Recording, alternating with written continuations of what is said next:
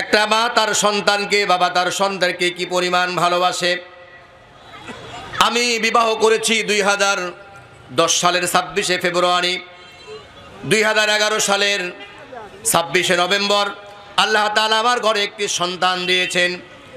সন্তানের বয়স যখন কয়েকটা মাস, আমি ওই সময়ে আমার একজন যুবক বন্ধু, নাম তার শাকিল, তার বিবাহ আপনার ঠাকুরগাঁয়ে। আমি ফজরের নামাজ পড়েছি নাটোর গিয়ে। এর কিছুক্ষণ পরে আমার আহলিয়া আমাকে ফোন দিয়েছে, হুজুর আপনি কি রওনা দিয়েছেন? আমি বললাম রওনা দিয়েছি। আমার আহলিয়া বলছে, হুজুর হুজাইফার অবস্থা বেশি একটা ভালো না। এই কথা শোনার সঙ্গে সঙ্গে আমার বুকটা ভেঙে তছনছ হয়ে গেল, আমার চোখ দিয়ে পানি বের হয়ে গেল। আমি যখন যুবক ছিলাম, আমি আমার বাবা মায়ের এত মর্যাদা, এত গুরুত্ব বুঝতে পারি নাই। আমি এখন বাবা হয়েছি, আমার সন্তানের এই অসুখের কথা যখন আমি শুনলাম, আমার হৃদয়টা ভেঙে তছনছ হয়ে গেল। যাব আমি অনেক দূরে ঠাকুরগাঁ, কেবলমাত্র নাটোর গিয়েছি। শোনার সঙ্গে সঙ্গে ভিতরটা ভেঙে তছনছ হয়ে গেল। আমি সান্ত্বনা দিলাম, অপেক্ষা করো, দোয়া করছি আল্লাহ তাআলা আমার সন্তানকে ভালো রাখুক। ওই দিন থেকে আমি জানতে পারলাম প্রত্যেকটা সন্তানকে তার মা বাবা কি পরিমাণ মহব্বত করে, ভালোবাসে। আল্লাহ রাব্বুল আলামিন কোরআনুল কারীমের মধ্যে সুন্দর করে জানিয়ে দিলেন বিশ্ববাসীকে, ওয়াকাদা রাব্বুকা আল্লা তা'বুদু ইল্লা ইয়াহু ওয়া বিল ওয়ালিদাইনি ইহসানা। রব্বুল আলামিন বলছেন, ওয়াকাদা রাব্বুকা আল্লা তা'বুদু ইল্লা ইয়া ওয়া বিল ওয়ালিদাইনি ইহসানা। তুমি তোমার রবের ইবাদত করবে, আর তুমি তোমার মা বাবার সেবা যত্ন করবে, দেখভাল করবে। ওয়া বিল ওয়ালিদাইনি ইহসানা, ভালো আচরণ করবে। ইম্মা ইয়াবলুগান্না ইনদাকাল কিবারা আহাদুহুমা আও কিলাহুমা ফালা তাকুল লাহুমা উফফিন ওয়া লা তানহারহুমা ওয়া কুল লাহুমা কাওলান কারীমা। যখন তারা উভয়ে বয়োজ্যেষ্ঠ হয়ে যায়, মুরব্বী হয়ে যায়, তখন তাদের জন্য তুমি তোমার রহমতের ডানা বিছায়ে দাও, তুমি তোমার খেদমতের ডানা বিছায়ে দাও, আর তুমি তাদের সঙ্গে ভদ্র আচরণ করো, সুন্দরভাবে তুমি কথা বলো। জোরে বলুন মারহাবা, আরো জোরে বলুন মারহাবা। প্রথম লোকমান হাকিম তার সন্তানকে প্রিয় বৎস, প্রিয় ছেলে, খুব কাছের করে পরামর্শ দিয়েছেন, হে প্রিয় ছেলে, ইয়া বুনাইয়া লা তুশরিক বিল্লাহ, খবরদার তুমি আল্লাহর সঙ্গে কারো শরীক স্থাপন করো না। যদি এই মমতা নিয়ে, ভালোবাসা নিয়ে, আদর স্নেহ নিয়ে আমি আমার সন্তানকে যদি মানুষ করার চেষ্টা করি, ওই সন্তান বড় হলে সহজে আমাকে ভুলে যাবে না। কি বলেন, ভুলে যাবে? ভুলে যাবে না। অনেক বৌমা আছে, স্বামী তার বাবা মার খেদমত করবে, এটা তার সহ্য হয় না। কি বলে, সহ্য হয়? সহ্য হয় না। বলে তোমার তো আরো 4টা ভাই আছে, তুমি এমন কি, তোমার কত সম্পদ আছে, তুমি তোমার মা বাবার খেদমত করবে? দরকার নেই। তোমার মা বাবা যদি এই বাড়িতে থাকে, আমি থাকবো না, আর আমি থাকলে তোমার মা বাবা থাকবে না। কি বলেন, বলে কিনা? শেষ জীবনে সে দেখা যায় ওই মা বাবার অবস্থা তাই হয়। সম্মানিত হাজিরিন, আল্লাহ রাব্বুল আলামিন কোরআনুল কারীমের বেশ কিছু জায়গায় মা বাবা সম্পর্কে সুন্দর আলোকপাত করেছেন। আল্লাহ রাব্বুল আলামিন বলছেন, আমার গোলামেরা শোনো, রব্বুল আলামিন বলছেন, হামালাতহু উম্মুহু ওয়াহনান আলা ওয়াহনি ওয়া ফিসালুহু ফি আমাইনি আনিশকুর লি ওয়া লিওয়ালিদাইকা ইলাইয়াল মাসির।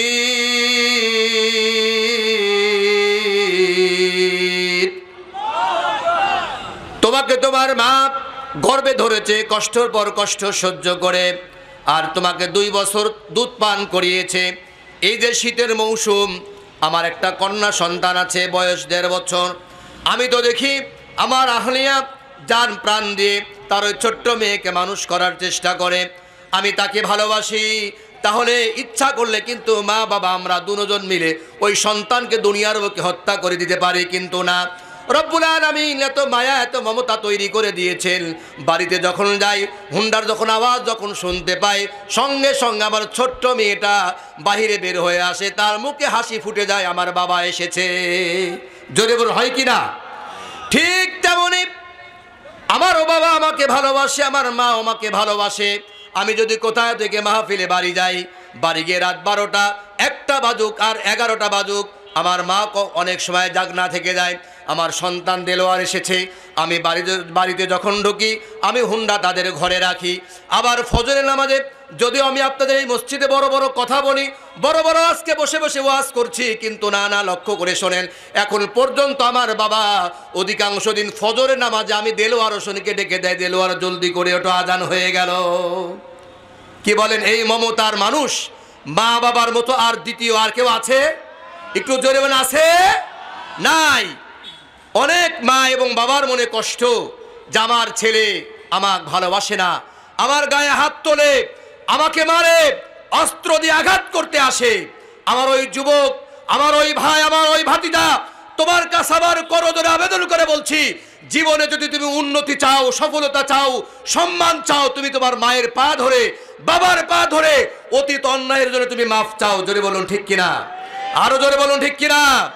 যদি মাফ চেতে না পারো, তুমি আলেম হতে পারো, মুফতি হতে পারো, মুহাদ্দিস হতে পারো, ডাক্তার হতে পারো, ডক্টরেট ডিগ্রি অর্জন করতে পারো, তোমার সব কিছু বৃথা, কারণ তুমি তোমার মা বাবাকে সন্তুষ্ট করতে পারো না। জোরে বলুন ঠিক কিনা? আরো জোরে বলুন ঠিক কিনা? সম্মানিত হাজিরিন, আল্লাহ রাব্বুল আলামিন কোরআনুল কারীমের মধ্যে সুন্দর করে জানিয়ে দিলেন, তুমি তোমার মা বাবার জন্য রহমতের ডানা বিছায়ে দাও, সুন্দর আচরণ করো। অনেক মানুষ আছে বড় অফিসের কর্মকর্তা, অনেক মানুষ আছে বড় বস হয়েছে, বড় ফ্ল্যাট হয়েছে, কিন্তু ওই বড় ফ্ল্যাটে মা বাবার জায়গা হয় না, মা বাবার স্থান হয় না, মা বাবাকে ভালোবাসে না। অনেক মানুষ আছে নিজের জন্য কত কিছু করে, ছেলে মেয়ের জন্য কত কিছু করে, অন্যান্য মানুষের জন্য কত কিছু করে। এমন মা বাবা আছে তারা টাকার অভাবে তারা ঔষধ খেতে পারে না। জোরে বলুন ঠিক কিনা? আরো জোরে বলুন ঠিক কিনা? তুমি সামনের কাতারে মুসল্লি হও, আর তুমি হজে যাও, আর তুমি জিহাদের ময়দানে যাও, যদি তোমার মা বাবা তোমাকে জায়েজ কোনো আদেশ করে, ওই জায়েজ আদেশ শোনা তোমার জন্য আবশ্যক, ফরজ। জোরে বলুন ঠিক কিনা? আমাদের ঘরে আমরা যে সন্তান, আমরা মনে হয় প্রত্যেকেই আমাদের মা বাবার সঙ্গে রূঢ় আচরণ, খারাপ আচরণ করি কিনা? একটু জোরে বলেন, করি কিনা? করি।